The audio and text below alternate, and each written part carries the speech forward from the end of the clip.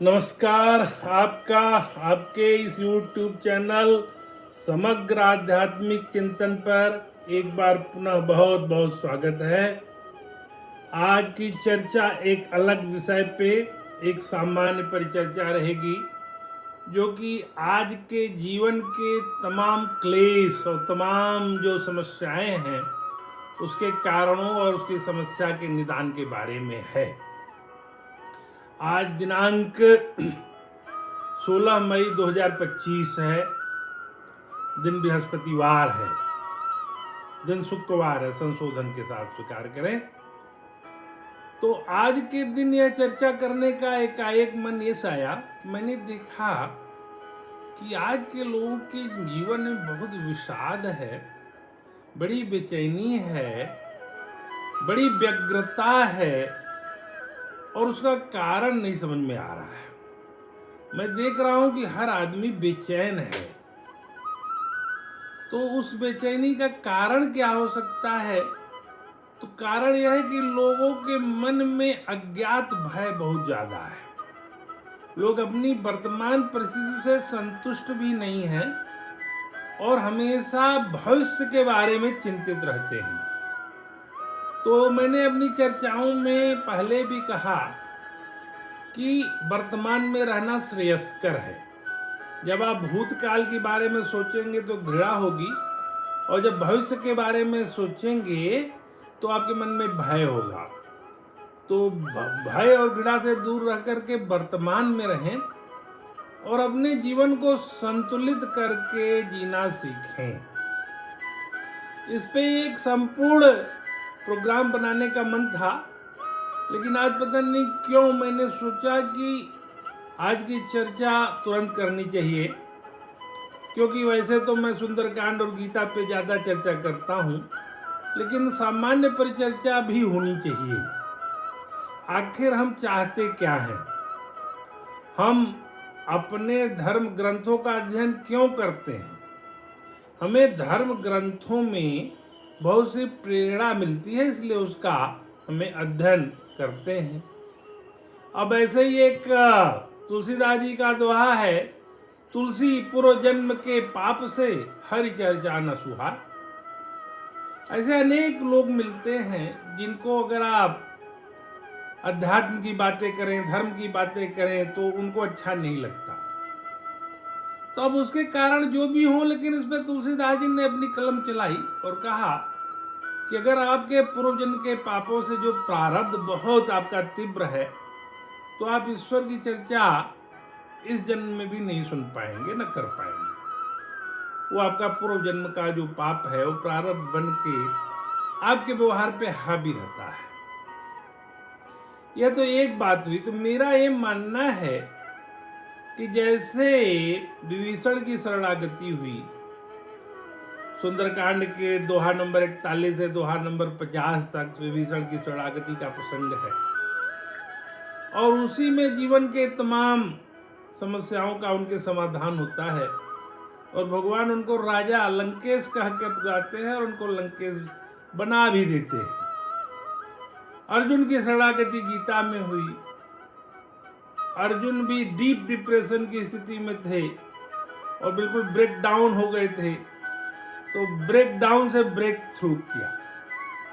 तो मैं यही कहता हूं, अगर गीता पढ़ लें और सुंदरकांड पढ़ लें और दोनों का मर्म समझ लें तो जीवन में कोई समस्या ही नहीं होगी। लेकिन फिर भी लोग इतने बेचैन हैं, तो इसका मतलब अभी लोगों के जनमानस में और जन चिंतन में वो पॉजिटिव भाव नहीं आ पाया। तो नेगेटिव भाव क्यों है? वो नेगेटिव भाव इसलिए है कि वो इधर उधर भटक रहे। जैसे आजकल ज्योतिषी लोगों की चर्चा यहाँ करना इसलिए आवश्यक मैं समझ रहा हूँ। ज्योतिषी लोगों ने कह रखा है कि 18 वर्ष बाद राहु और केतु अपनी राशि परिवर्तन करके 18 वर्ष बाद अपने उसी घर में आ रहे हैं जैसा कि 18 साल पहले था। यानी राहु और केतु की साइकिल एक 18 साल में पूरी होती है। तो ये कोई ऐसी अप्रत्याशी बात नहीं है, ये साइकिल उनकी होती ही होती है। तो एक घर में वो 18 महीने रहते हैं, तो इसी तरह 12 राशियों में 18 साल में एक चक्र पूरा करते हैं। संयोग की बात है कि अब की बार 18 मई को 18 साल बाद 18 महीने के लिए कुंभ राशि में आ रहे हैं, बस एक संयोग है। अब इसको बहुत सारे लोगों ने अपने अपने ढंग से एनालाइज करके ऐसा माहौल बना रखा है कि कोई बड़ी भारी घटना हो गई है। ऐसा कोई बहुत विशेष बात नहीं है। वस्तुतः शनि की राशि कुंभ है, उसमें राहु जी प्रवेश करेंगे 18 मई को, और उसी हिसाब से केतु सिंह राशि में प्रवेश करेंगे। तो शनि की राशि में आ रहे हैं, तो इसका कोई चिंता बहुत तो मेरे हिसाब से नहीं होनी चाहिए, क्योंकि अभी शनि के साथ ही मीन राशि में बैठे हुए हैं, जहां पर कि कहा जाता है कि पिशाच योग लग गया है, तो उससे तो ये मुक्त होंगे। लेकिन शनि के घर में वो 3 साल रहेंगे, 1.5 साल कुंभ राशि में, फिर 1.5 साल मकर राशि में। उसी हिसाब से उनके 7वें भाव में केतु रहेंगे, तो केतु उसी हिसाब से 1.5 साल सिंह राशि में, फिर 1.5 साल कर्क राशि में रहेंगे। अब इसका क्या परिणाम होगा, क्या नहीं होगा, वैश्विक स्तर पे देखा जाए तो बड़ी बेचैनी है, क्योंकि उधर बृहस्पति भी अतिचारी हो गए। बृहस्पति अतिचारी हो गए हैं आने वाले 8 साल के लिए, यानी बृहस्पति 12 साल में जो परिक्रमा करते हैं पूरे 12 राशियों की, करें कि वो 8 साल में ही करेंगे और बहुत जल्दी जल्दी घर परिवर्तन करेंगे। तो जब बृहस्पति अतिचारी होते हैं तो कुछ विशेष बात होती है। ये आप लोगों के संज्ञान में लाना इसलिए आवश्यक है कि प्रथम विश्व युद्ध में के समय अतिचारी हुए थे, द्वितीय विश्व युद्ध के समय भी अत्याचारी हुए थे, और कहते हैं कि महाभारत के समय भी अत्याचारी हुए थे। तो ऐसी परिस्थितियां देखें तो बनी हैं। तो अपने मनोभाव को कंट्रोल करके ये सोच लें कि हमारे कर्म बंधन ही हमें मिलेंगे, और ग्रह तो उसी हिसाब से अपना कार्य करेंगे जो हमारा कर्म बंधन बना हुआ है। कोहु न को सुख दुख कर दाता, निज कृत कर्म भोग सब भ्राता। ये लक्ष्मण जी निषाद राज से कहते हैं, जब भगवान वन गमन के समय निषाद राज के यहाँ से गुजरते हैं, उनको जमीन पर सोए हुए देख के निषाद राज को बहुत कष्ट होता है, तो लक्ष्मण जी उनसे कहते हैं कि सबको अपने कर्म फल का भोग भोगना पड़ता है। इसको लक्ष्मण गीता प्रसंग से जाना जाता है। तो अपने कर्मों का बंधन हमें भोगने के लिए ग्रह उस हिसाब की भूमिका बना देते हैं। तो इसको भोगने के लिए हमें तत्पर रहना चाहिए और प्रभु के शरण में रहना चाहिए, क्योंकि ये जीवन चक्र से हमें मुक्ति वही दिलाएंगे। तो ग्रहों को साधने में हम लगे हैं, उसके बजाय हम भगवान की शरणागति में चले जाएं, तो हमें जो भी कर्म बंधन होगा वो भोगने में हमारी मदद करेंगे। राहु का प्रसंग लिए थे तो उसको फिर से देखते हैं, और तुलसीदास जी की लाइन है, टेढ़ जान बिनोय सब काहू, वक्र चंद्र में ही ग्रसई न राहु। कहते हैं कि टेढ़े आदमी को सब लोग प्रणाम करते हैं, उसे डरते हैं। जैसे कि चंद्रमा को भी जब पूर्ण का चंद्रमा होता है, जब पूर्णिमा का चंद्रमा होता है, तभी उस पे ग्रहण लगता है, तभी उसको राहु ग्रसित करता है। जब चंद्रमा टेढ़ा होता है तो राहु नहीं ग्रसित करता। यहाँ ज्योतिष का बहुत बड़ा सिद्धांत है कि चंद्रग्रहण हमेशा पूर्णिमा को ही लगता है, जब चंद्रमा अपने पूर्ण रूप में होते हैं। जब टेढ़े होते हैं, आधे होते हैं, पूर्ण वृत्ताकार नहीं होते, तो चंद्रग्रहण नहीं लगता। यहाँ यह बताना समीचीन है कि अमावस्या को सूर्य ग्रहण होता है और पूर्णिमा को चंद्रग्रहण होता है। वो ऐसी स्थिति बन जाती है, हर अमावस्या को सूर्य और चंद्र एक साथ होते हैं और पूर्णिमा को एक दूसरे के सामने होते हैं। ये ज्योतिष का सिद्धांत है। तो टेढ़ा होना क्या आवश्यक है? नहीं, ये होने की मैं सलाह नहीं दे रहा हूँ। मैं तो ये बात कर रहा हूँ जो कि आया हुआ है हमारे साहित्य में।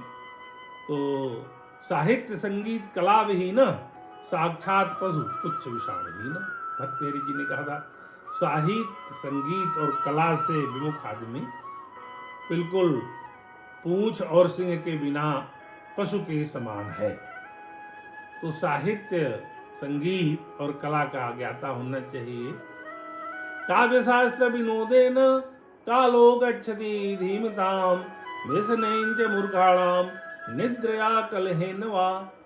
काव्य शास्त्र के पढ़ने में जो विद्वान लोग होते हैं अपना समय लगाते हैं, मूर्ख लोग व्यसन में, निद्रा में और कलह में अपना समय व्यतीत करते हैं। तो ये जो काव्य शास्त्र है हमारे, रामचरितमानस है, महाभारत है और आधुनिक हिंदी साहित्य में रश्मिरथी है, साकेत है, ये जो अच्छे काव्य हैं, कबीर सूर तुलसी के काव्य हैं, कामायनी है जयशंकर प्रसाद की, कभी इन रचनाओं का रसास्वादन करें और देखें तो उसमें जीवन के सूत्र सब लिखे हुए हैं। तो माया के चक्कर में पढ़ करके हम लोग दिन रात माया को बढ़ाने में लगे हुए हैं। अर्थ एक हद तक सही है, अर्थ के बिना कोई काम नहीं होता, लेकिन केवल अर्थ ही अर्थ प्रमुख है ऐसा नहीं है। अर्थ की प्रधानता है, लेकिन केवल अर्थ की ही प्रधानता हो ऐसा नहीं। मैंने अपनी चर्चाओं में कई बार साधन और साध्य की बात की थी। साधन यही अर्थ है और साध्य हमारा कोई लक्ष्य है, लेकिन हम साधन और साध्य के भेद को भी भूल गए हैं और दिन रात अर्थार्जन को ही साध्य समझ लिए। अर्थार्जन करना ही साध्य नहीं है। साधन हो सकता है लेकिन अर्थार्जन करना ही साध्य नहीं है। तो इन चर्चाओं को हम आगे जब बढ़ाते हैं तो आगे हमने पाया कि राहु का जो बहुत भ्रमण के बारे में तमाम जो बेचैनी है उसको दूर करना चाहिए। तो वो जान करके हमें जो एक पंक्ति याद आती है वो यह है, कभी किसी को मुकम्मल जहां नहीं मिलता, कहीं जमी तो कहीं आसमान नहीं मिलता।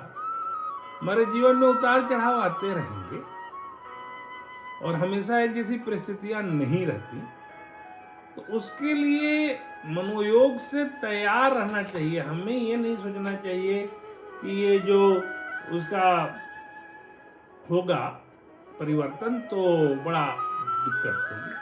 राहु मायावी है, छली है। कहते हैं इसका नाम स्वरभानु था और इसकी माता जी का नाम सिंहिका था। स्वरभानु नाम का राक्षस था। जब देवासुर संग्राम में अमृत मिला तो भगवान विष्णु उसका वितरण कर रहे थे। तो देवताओं की एक पंक्ति थी, असुरों की एक पंक्ति थी। तो देवताओं को अमृत पिला रहे थे और असुरों को सुरा पिला रहे थे। स्वरभानु उसको जान गया और अपनी पंक्ति से जाकर के देवताओं की पंक्ति में सूर्य चंद्रमा के बीच में जाके बैठ गया और अमृत का पान कर लिया। सूर्य और चंद्रमा ने भगवान विष्णु को इशारे से बता दिया।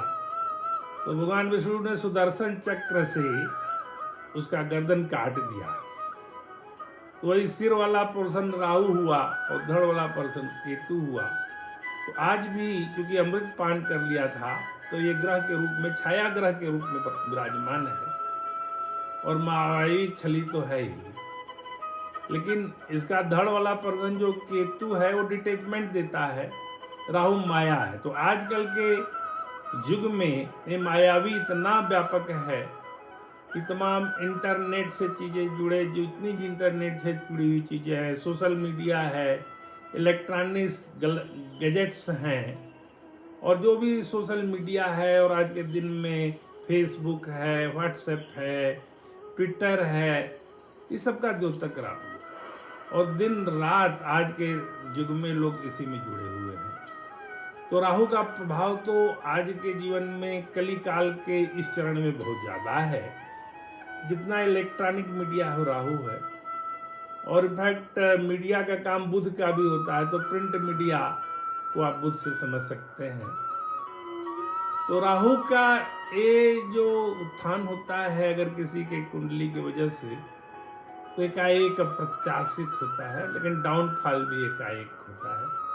और ये हर तरह से छल कपट से ये राहु अपने सफलता के लिए बड़ा बेचैन रहता है। तो इस चर्चा को मैं ज्योतिष से भी जोड़ के और सामान्य जीवन से भी जोड़ के जो ये पाया, तो ये पाया कि राहु का आजकल जमाना है। जिसके जीवन में तत्काल सफलता चाहिए, तत्काल पैसा चाहिए, तत्काल धन चाहिए, तत्काल वैभव चाहिए, तत्काल संपदा चाहिए, वो जरूर राहु के प्रभाव में है। 10वें भाव का राहु कहते हैं, राहु 10 में दुनिया 10 में। तो इसके अपने बड़े स्थान होते हैं, उसमें तीसरे स्थान में, छठे स्थान में, 11वें स्थान में बड़ा बली हो जाता है। और उसी तरह से कहते हैं 10वें स्थान में भी ये बली है। तो ये कामना का द्योतक है। 4 तरह के पुरुषार्थ हैं, धर्म, अर्थ, काम और मोक्ष। तो इसको कामना का द्योतक कह सकते हैं। और कामना की पूर्ति के लिए राहु हर तरह से लगा हुआ रहता है। इसकी दृष्टि 5वीं 7वीं 9वीं है, जो कि केतु की भी दृष्टि होती है, यानी जो बृहस्पति जी की दृष्टि होती है वही दृष्टि इसको भी मिली है। तो अपने राहु के वजह से जो बेचैनी है वो कैसे दूर हो, इसके बारे में मैंने विस्तार से बताने की कोशिश की। लेकिन जिसके जीवन में गीता का प्रवेश हो गया हो, वो इन ग्रहों से नहीं डरता है। तो गीता के 2-4 श्लोक अगर हम दिन में एक बार देख लें और उससे अगर हृदयंगम कर लें, उसमें अपने विचारों को लगाएं, तो हमें उससे प्रेरणा मिलेगी। अवश्य वैव भोक्तव्यम कृतम कर्म शुभाशुभम। हमें अपने किए हुए कर्म का फल जरूर मिलेगा। अच्छे होंगे कर्म तो, बुरे होंगे कर्म तो, वो चित्रगुप्त के बनाए हुए विधान से उसको हमें भोगना ही पड़ता है। और यह जन्म जन्म की कहानी है। जैसा गीता के 6ठे अध्याय के 41 श्लोक में आया है, सुचीनां सिमतांगे हे योग भ्रष्टो अभिजायते। अगर हम पूर्व जन्म में जहाँ पे हमारी यात्रा खत्म हो गई थी, तो इस जन्म में हम अच्छे घर में, अच्छे कुल में, कुलीन परिवार में, विद्वान परिवार में, धनी परिवार में जन्म लेते हैं। और योग भ्रष्ट होकर के इस जन्म में हमारी यात्रा वहीं से पुनः प्रारंभ हो जाती है जहाँ से समाप्त हुई थी। ये गीता में सब लिखा हुआ है, कोई नई बात नहीं है। तो इस जन्म की जो यात्रा है वो अगर सही ढंग से चल रही है तो ये मोक्ष भले ही न हो, लेकिन वो यात्रा का जो परिणाम होगा वो सुखद होगा। उसका फल आपको इस जन्म में भले ही नहीं मिला, वो अगले जन्म में मिलेगा। तो जो क्रियमाण कर्म है उसका भी प्रारब्ध बनता है, और जो संचित कर्मों का स्टॉक है उसका भी प्रारब्ध बनता है। तो भगवान ने गीता 4:17 में कहा है, गहना कर्मणो गति, की ये कर्म की गति बड़ी गहन है, वो समझ में नहीं आएगी। लेकिन जहाँ उसका विधान बनता है वहाँ आपके संपूर्ण कर्मों का लेखा जोखा बड़े अच्छे ढंग से चल रहा है। तो अपने कर्मों में मनसा वाचा कर्मणा शुचिता लाइए। अपने कर्मों को सही ढंग से जांचिए और परख करके व्यवहार करिए। मन और वचन से और कर्म से किसी का बुरा नहीं करेंगे, तो आपके कर्मों का जो स्टॉक होगा, जो कर्मों का लेखा जोखा होगा, वो अच्छे ढंग से रहेगा। कृष्णाय वासुदेवाय हरे परमात्मने प्रणतः क्लेशनाशाय गोविंदाय नमो नमः। सर्वे भवन्तु सुखिनः, सर्वे सन्तु निरामयाः, सर्वे भद्राणि पश्यन्तु मा कश्चित् दुःखभाग् भवेत्। आज की चर्चा थोड़ा लीक से हट के थी, लेकिन सामयिक थी। आपको कैसा लगा अपने विचारों से अवगत कराइएगा। नमस्कार।